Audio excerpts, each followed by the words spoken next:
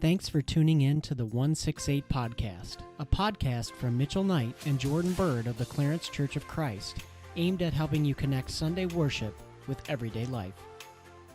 Hi, everybody. Welcome back to this special edition of the 168 Podcast. Hey, Jordan, you want to tell them why it's called the 168 Podcast? Because we're focusing on how we follow Jesus all 168 hours of the week, not just 1 hour on Sunday. Thanks, J Money. All right. So this this month at the Clarence Church of Christ, we're focused on missions. And how many months ago was it now that we went in November?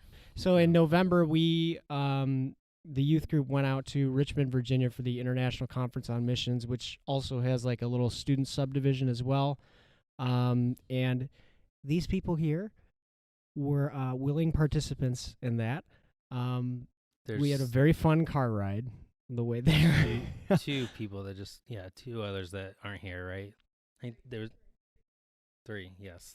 Yeah, so we wanted to get their thoughts on that and see why they thought that was beneficial and, Yeah, so we've been focusing on missions throughout the month of January with the podcast. And so we wanted to incorporate a younger perspective on just being exposed to missions and especially this conference, because it's focused on missions. And so part of what we're aiming to do is just have you kind of describe your experience there. What were some of the things that stood out to you, you found beneficial, and then like why you would encourage someone else to be a part of it, maybe going in the future. So maybe first off, why don't you just kind of maybe each describe what it was like for you, just like what were your general thoughts about going to the International Conference on Missions, but specifically the student one.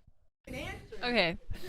So overall, the road trip was very fun. I mean, it was long, but we No, yeah, it's a road trip, so it's definitely, you get to spend time with people for a significant amount of time, for sure. Yeah. So that's part of it. It definitely brought us all closer together as a youth group, well, those of us who went. And the actual conference is the right word. It was cool to hear other people talk who I've never heard before. It gave me like a new perspective on things, and it was interesting to hear what they had to say. Yeah, like Emily said, the road trip was a really good bonding experience for the entire youth group to like get to know each other better and everything. And I really liked the environment. It was definitely like a good place to go for juniors and seniors in high school because there's a lot of good Christian colleges throughout the entire vicinity to like look at where they want to go, what they want to do, if they want to go into mission or anything like that. And I really liked the speaking, and just the worship and everything about it was just a good godly experience for all of us. I know one of the groups that spoke kind of to the students was Rafa House. Did you go to, I think you guys went to a workshop with Rafa House. Did you go to that one as well? What were some of the things like that? Like, what was that about, the workshop or it wasn't a workshop. I forget what they're called. Yeah. Anyway, the smaller session thing. What was that about?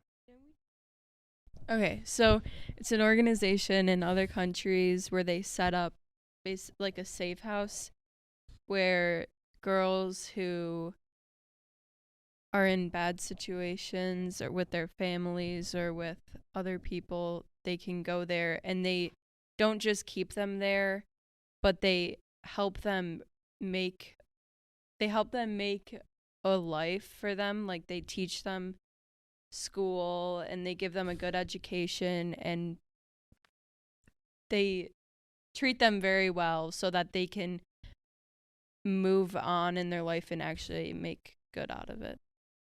So I also went to the Rafa House workshop, and I just really enjoyed seeing like all of these girls who've come from like poor pasts and like moved on and found their way to a better future. And part that I found really interesting about it was that a lot of people in the United States just give their money carelessly to like different organizations for orphanages, and they don't really look into what they're giving their money to.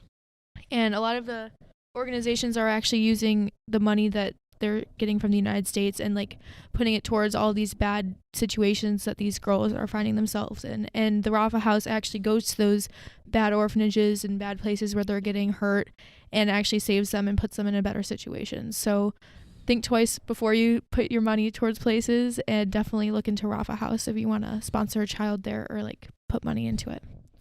So is it fair to say, some of you might have known of Rafa House, but going to an event like this, has that made you more aware of things happening in the world that you maybe wouldn't be as aware of? Is that fair to say? Yes, it definitely made me more aware. Like, seeing they had a big convention center filled with all of these booths of different missionary organizations, and it was very eye-opening to see how many different organizations and how many different places that you can go to, and so many people who need like help or need to know about God that haven't been reached yet. Mm-hmm. How many? Just guessing, how many groups you think were in that room? Oh, I'm not sure. I know. I'm just saying. What do you like at when you looked at it? Oh, I mean, I was I don't know the thinking number. maybe but- like at least 90. Yeah, I mean, it wasn't just like 10. Yeah, no. It was like literally a whole room full of them. Like, Because we walked down every row. We walked down every row and back. So we walked through at least like 9 rows and maybe like 10 in each. It was probably about 100. It's probably about 100. yeah, and like all sorts of country. Like, oh, there's people do stuff in that country, and Mm-hmm. that's a thing that people are missionaries and minister to. Yeah, so it's almost overwhelming to some degree. I remember you guys really resonating with the speakers each night, and I still remember that because you guys really latched on to what they were saying. So I was wondering if you could just give your general thoughts on the presentations every night, and then if you wanted to get more specific, why it was so, why it caught your attention so much and why you liked it so much, I guess. So there was 3 speakers, and it was like a 3-day weekend thing for the SciComm, for the Student International Conference of Missions, and each night was like explaining a different like purpose for humans and like humanity and everything. And the first night they discussed like the purpose for like humanity, like to live for God, and the second day they talked about purpose in our everyday lives and like purpose for like who we impact everything. And the third day we talked about purpose in career and missions. And I really liked the third day because it kind of wrapped up and like concluded everything of the weekend. And we also had like a Q&A what's workshop for us. Mm-hmm. Yeah, anonymous questions for us, and we had a lot of our questions answered, and there was some like very deep and like emotional questions sent in, but they were anonymous, so they just answered open-heartedly, and they talked about their personal experiences with these different questions. And I just found that was definitely my favorite workshop that we went to, and if I could do it again, I definitely would. Okay, I thought it was really, really fun. I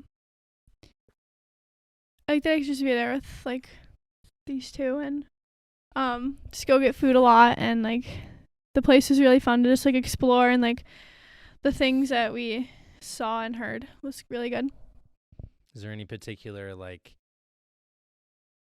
I don't know, speaker or topic that resonated with you that you saw or heard? We watched this one like movie about like children and being like how they like need to be like adopted and stuff, and I thought that was like Was really, that the Rafa really House one? Yeah, the Rock. Okay. Yeah. I forgot what it was called, but it was good. Yeah. And that like really made me think about like I never really like really deeply thought about it, and it made me think about it a lot. So I thought that was good. Yeah. So one thing I know you all mentioned kind of when we left was how we should try to get more people to go next time. Can you talk or describe that, or like why you said that, or that kind of thing? Can you hand her the mic?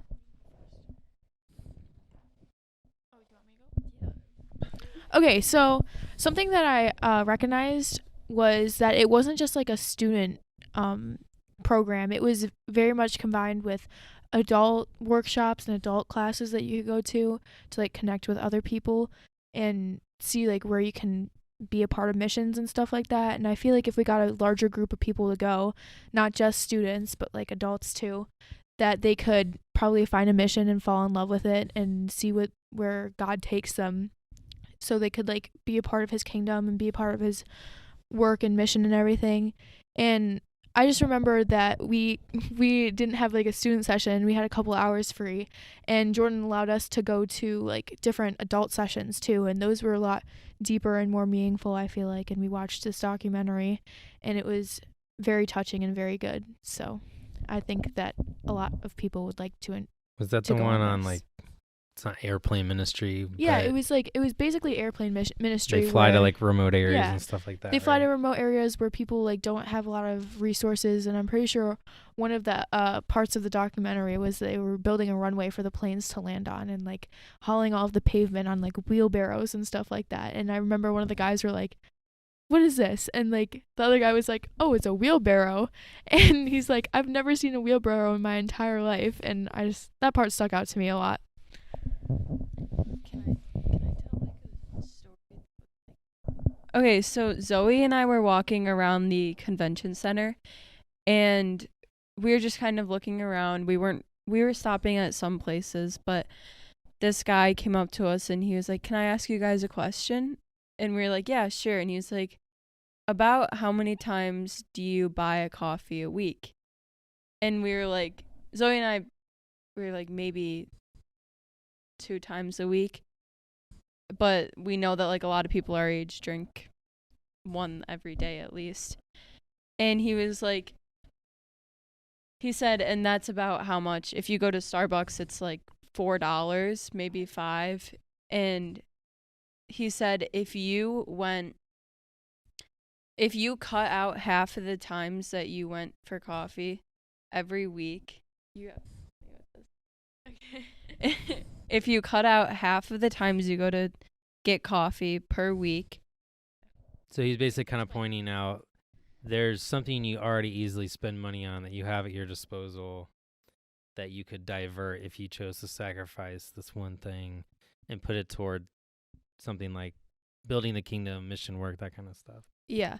Basically, you don't have to maybe take a trip or go somewhere remote just to like spread the word. You can easily, just by doing something simple like cutting out a coffee in a week, like you can spread the word just by donating that kind of.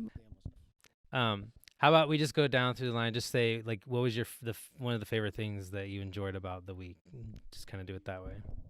My favorite part of the week was probably, I know this does not sound like it would be, but the walks to and from the car to the freezing. Yes, from the car to the convention center, or even from the car to go get food.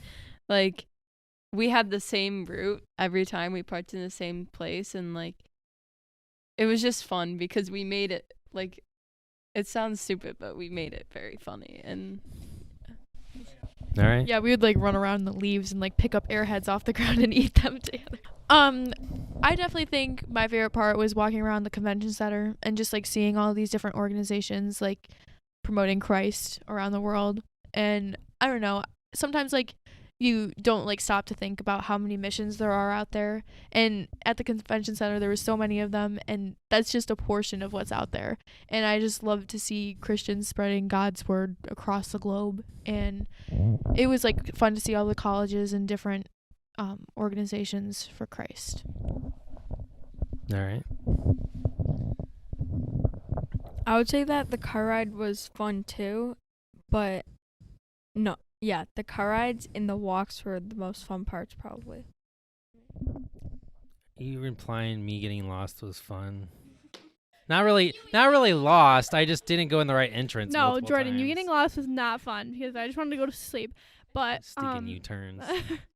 yeah, my favorite part was probably the car rides. But I also really like walking around the convention center, like Zoe said.